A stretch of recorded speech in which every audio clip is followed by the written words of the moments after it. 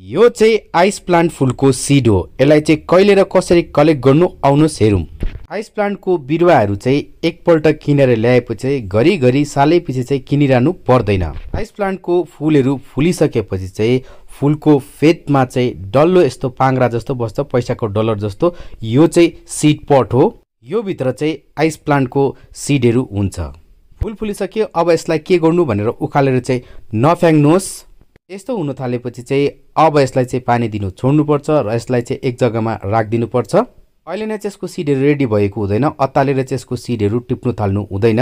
जति पनि यसमा एनर्जीहरू छ, न्युट्रिएन्ट्सहरू छ, सबै एनर्जी र न्युट्रिएन्ट्स चाहिँ सिड बनिनुपट्टि लाग्छ। त्यसै कारणले चाहिँ यसको बोटहरू सुक्दै जान्छ, मर्दै जान्छ र सिड पट चाहिँ कालो हुँदै जान्छ। जब यसको सिड पट पुरै कालो हुन्छ, यस्तो हुन्छ, त्यति बेला चाहिँ हामीले बुझ्नुपर्छ अब यसको सिडहरू रेडी भयो। यसलाई चाहिँ टिपेर राख्नुपर्छ। फेरि नेक्स्ट इयर अगस्त सेप्टेम्बरमा यसको सिडहरू छरेर नयाँ बिरुवाहरू हामीले तयार गर्नु सजिलैसँगले सक्छौँ।